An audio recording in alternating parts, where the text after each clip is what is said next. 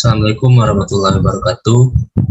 Kenalkan, saya Arza Esa, NIM 1804377 dari jurusan akuntansi S1, Fakultas Ekonomi Universitas Negeri Padang.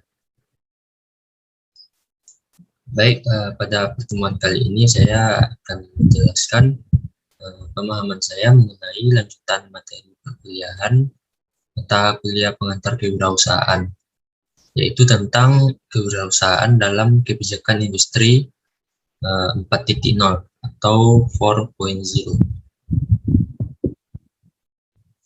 Industri 4.0 atau 4.0 muncul dari ide revolusi industri keempat, di mana teknologi telah menjadi basis dalam kegiatan bermasyarakat.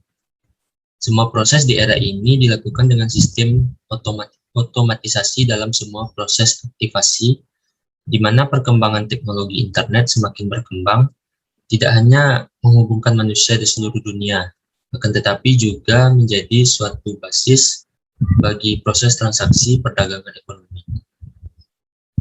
Dengan perkembangan teknologi yang semakin berkembang, banyak sekali munculnya bisnis transportasi online seperti Gojek, Uber, dan Grab, di mana menunjukkan integritas aktivitas manusia dengan teknologi informasi, sehingga mengakibatkan pertumbuhan ekonomi yang semakin meningkat.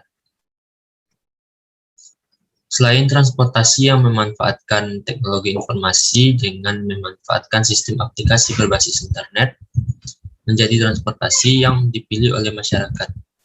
Tidak sebatas sebagai transportasi online saja, namun berkembang menjadi bisnis layanan online delivery order. Teknologi online yang telah membawa perubahan besar terhadap perubahan ekonomi.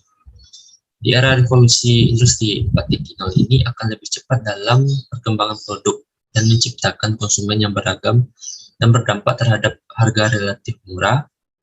Perubahan pada era ini tidak hanya pada perubahan cara atau strategi dalam proses pemasaran pada aspek fundamental.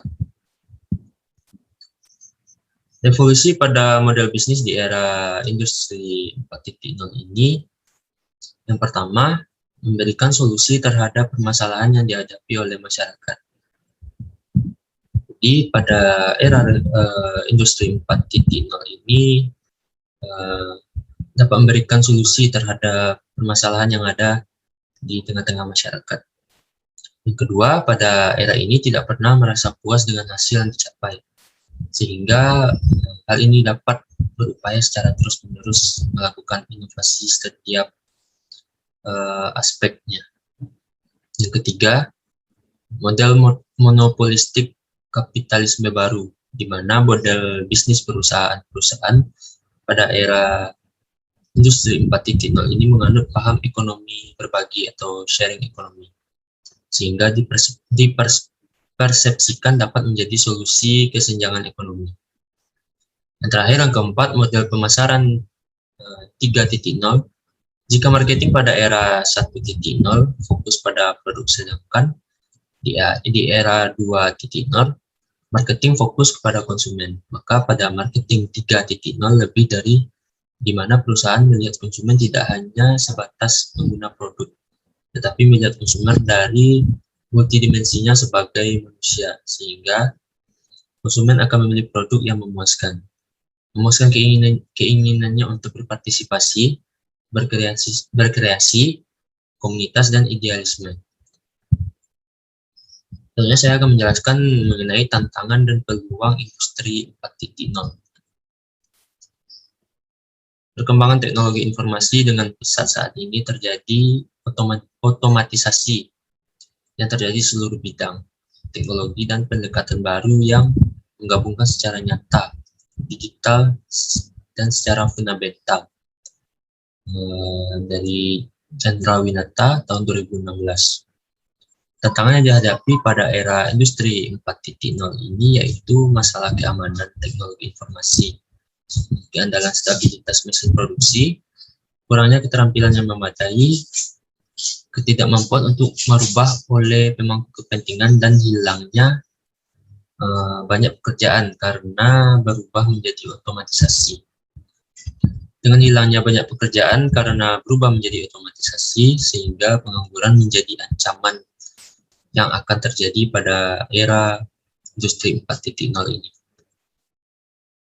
Selanjutnya, prinsip desain industri 4.0. Yang pertama, interkoneksi, yaitu kemampuan mesin, perangkat sensor, dan orang untuk terhubung dan berkomunikasi satu sama lain melalui Internet of Things atau IoT. Dan prinsip ini membutuhkan kolaborasi, keamanan, dan standar.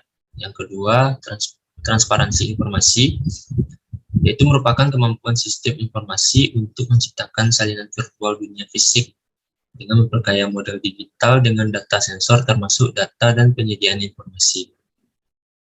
Yang ketiga, bantuan teknis yang meliputi kemampuan sistem bantuan untuk mendukung manusia dengan menggabungkan dan mengevaluasi informasi secara sadar untuk membuat keputusan yang tepat dan memecahkan masalah mendesak dalam waktu yang relatif singkat.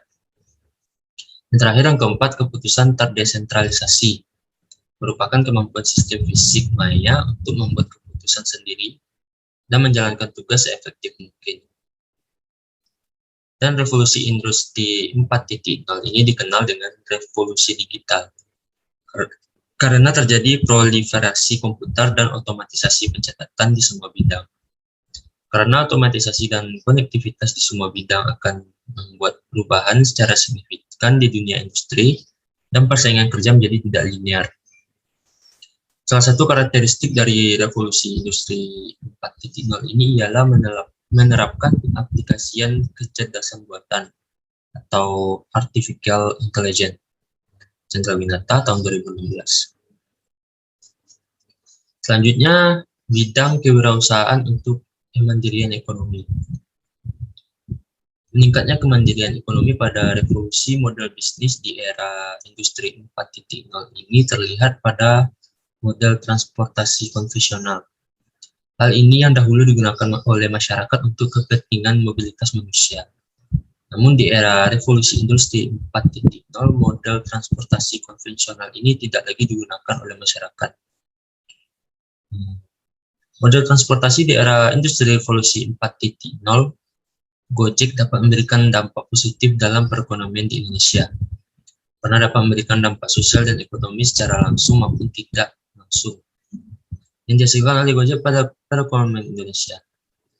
Gojek memberikan dampak pada bidang perekonomian nasional, masyarakat, mitra pengemudi, mitra UMKM, dan dari pihak konsumennya sendiri. Jadi kesimpulannya ialah revolusi industri 4.0 ini dikembangkan dari revolusi 3.0, di mana revolusi 4.0 sering dikenal dengan revolusi digital. Oleh karena itu, dengan lahirnya teknologi digital saat ini pada revolusi industri 4.0 berdampak terhadap kehidupan manusia di seluruh dunia. Bukan hanya di Indonesia, melainkan di seluruh dunia. Baik, sekian pemahaman saya mengenai materi perkuliahan pada pengantar kewirausahaan pada saat ini. Jika ada salah-salah kata, saya mohon maaf. Wabillahi taufiq wal hidayah. Wassalamualaikum warahmatullahi wabarakatuh.